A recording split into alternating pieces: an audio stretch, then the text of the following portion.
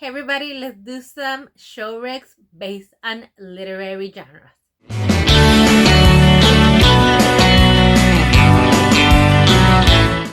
everybody, my name is Sofia, the bookish floor. Welcome or welcome back to my channel. So today we're doing something a little bit different. Today I'm gonna recommend some TV shows for you to watch based on literary genres that you might be interested in.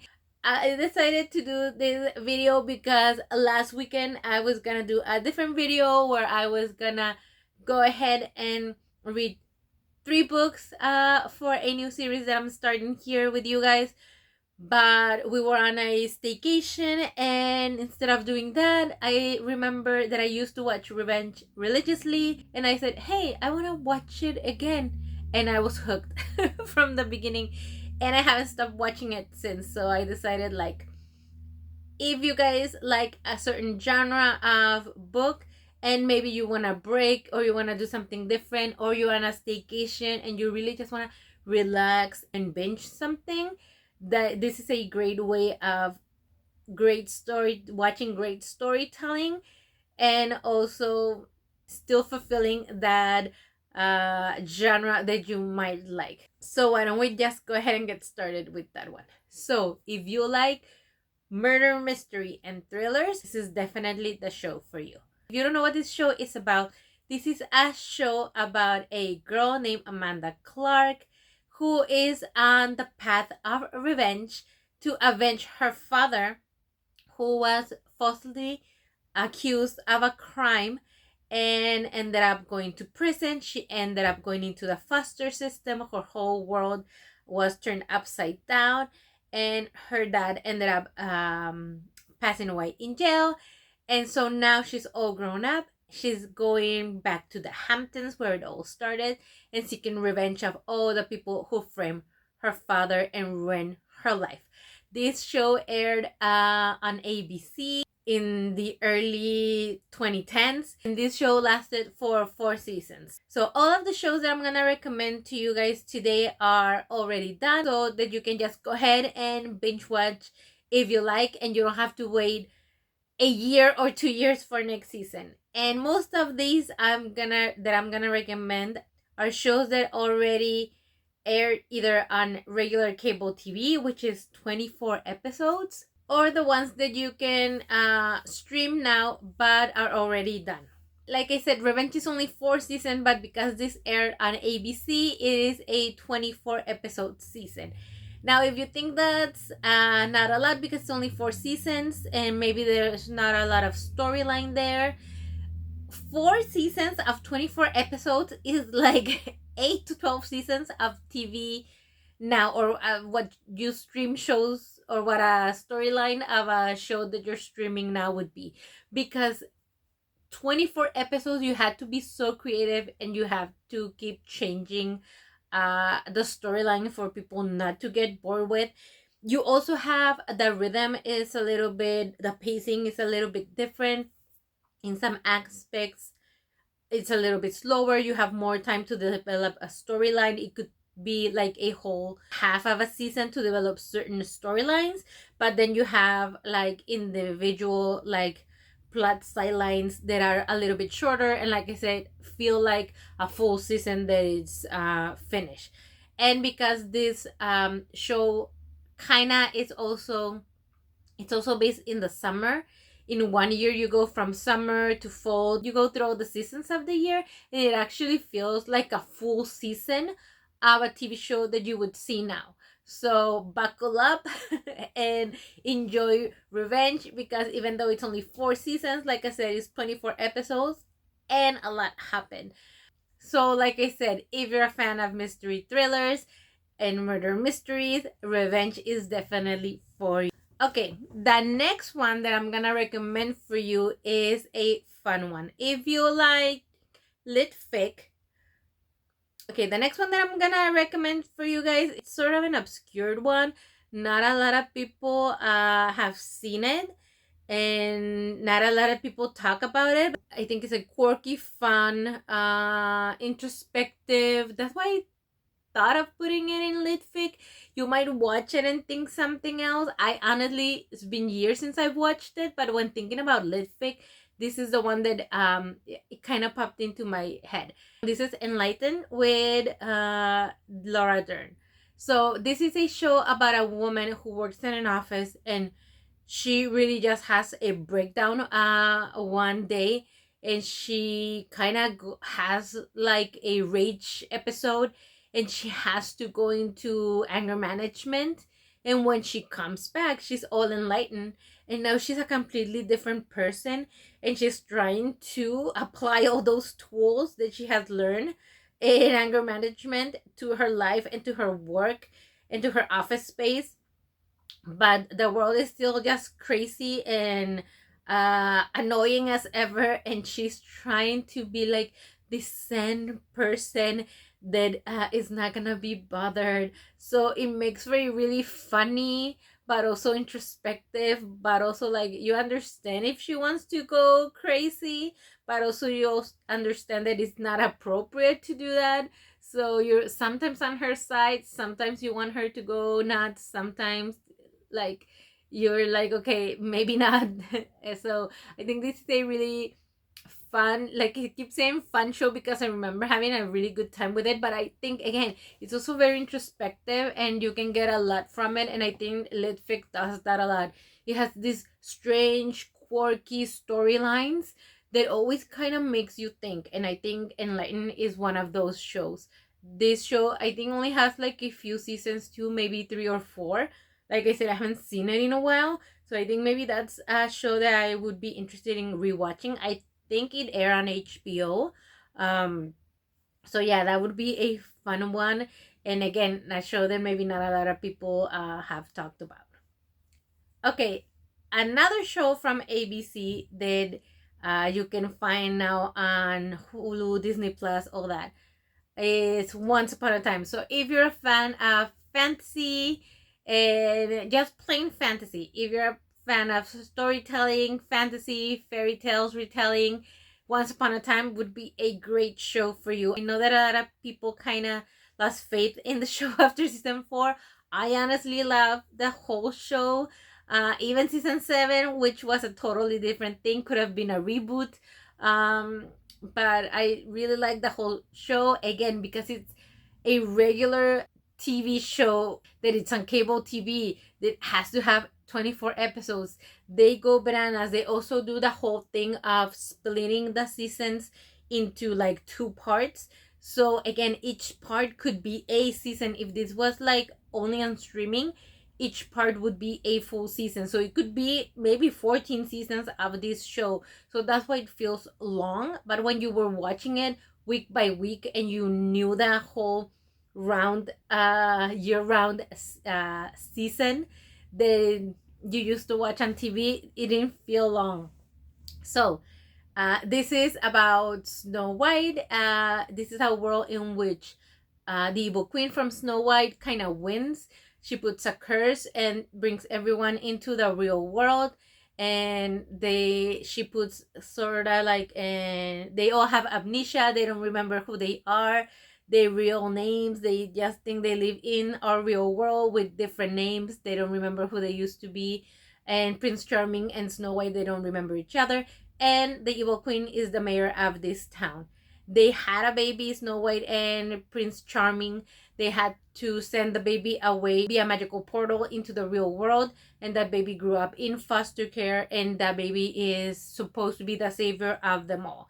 And the story starts when that girl, who is now grown up, who is named Emma Swan, she has a knock on the door, and is her son telling her to come back home, which is the place where all the storybook characters live and they don't remember who they are, that she needs to save them all because they don't remember, and that she needs to break the curse. So that's where the story kind of takes off. We are kind of doing flashbacks to the Enchanted Forest, which is where they used to live, and then the real world. And each season, there's kind of like a new curse. And also, once they started splitting up the seasons into 2, they sort of run with theme, like Peter Pan or the Wicked Witch of The Wizard of Oz, or there is a I think that's where people really got lost, was either with Peter Pan or when Frozen was introduced. But if you can just hang on, there's a lot of other storylines. I love where when you get to the Dark Swan episodes. I love those. So you just have to hang on and have faith. And you know what, when you're in the middle of the book and you're thinking like, oh, I'm a little bit bored, but I know this is gonna pay off later on, you just have to go through that in TV. It's just a lot more time consuming. But if you're into that, if you are like me and you just don't quit things, you don't DNF, you don't do that, then this is a great show for you if you like fantasy and fairy tales retelling. Okay, if you just like romance, like modern contemporary romance, there is a show that I would recommend you watch. You guys know me, I don't like contemporary romance in my books. Rarely do I like it. I think the only authors that I actually like are, or the only author that I actually like is Abby Jimenez. I've liked one, Ali Hazelwood, and I haven't tried any Emily Henry's other than those are like the most popular. Every other author that I tried, I don't like. So BK Borison, I like kind of. So yeah, that's my stand on contemporary romance. But this show I really like. So if you like contemporary romance, the next show is Love Life. This one has 2 seasons because they're kind of standalones. And the first one stars Anna Kendrick, and this is about a girl named Darby, and pretty much follow her love life as an adult and the different people she falls in love with, what kind of person she is when she falls in love, the problems she has in relationships, the good parts, the bad parts. Is kind of a character analysis on who she is as someone falling in love and whether she is gonna have a happy ending or not. The whole point of the story is to go through her love life and kind of analyze or kind of see what she's going through. Sometimes you're happy for her, sometimes she's a total wreck, sometimes you want to stop her. It's pretty much watching your best friend going through it, and that's how you feel about Darby. And then the second season is a completely different character, and he also goes through it. And honestly, I was thinking like, everybody here is messy, but that is the whole point. That is it, even though they're messy, is kind of analyzing what people go through in their love lives, and if they are learning and if they are growing with each relationship that they are in. And that is the whole point, and whether they're gonna end up together or not, or even if the person ends up alone, single, or whatever it is, what have they learned in their that love that they have had. I think it's very interesting. If you like contemporary romance, I think this is one that you might like. Not necessarily sappy, happily ever after contemporary romance, but definitely a more realistic contemporary romance, which is what I like more than unrealistic miscommunication tropes, because I think this one is more realistic. Even though they do have miscommunication, is more realistic onto why they have that. So yeah, I like that show. If you like contemporary romance, that would be my suggestion for you. Okay, if you like sci-fi and you're okay with watching a little bit of soap opera-ish, YA stuff, maybe you're too old for YA, but it could be like nostalgic, like early 2000s YA, Roswell would be the show for you. And I think there was also a reboot, so you might want to watch the reboot. I think this is also on HBO, so because it's from the WB. And this is about a group of teens who live in Roswell, New Mexico, and how they discover that one of their classmates is actually an alien, and why that happened, how that happens, and are they gonna help him, or are they gonna turn them into the authorities, and all that good stuff, and how they unlikely friendships are formed in high school and obviously past high school, and what is gonna happen with these kids. Honestly, it was one of the best fun shows that will be had. I also had a rewatch a couple of years ago. It was just as fun. So if you guys like sci-fi, more fun, less science, more drama, more YA stuff. I think this is a really fun show for you. If you like historical fiction, but you don't want to go like you already seen Bridgerton and all that, uh, and maybe you want a little bit more modern, mid-century modern historical fiction, the next one that I would suggest you watch is Mad Men. Now, Mad Men is one of those shows where no one is a redeemable character. Like everybody has their like bad stuff.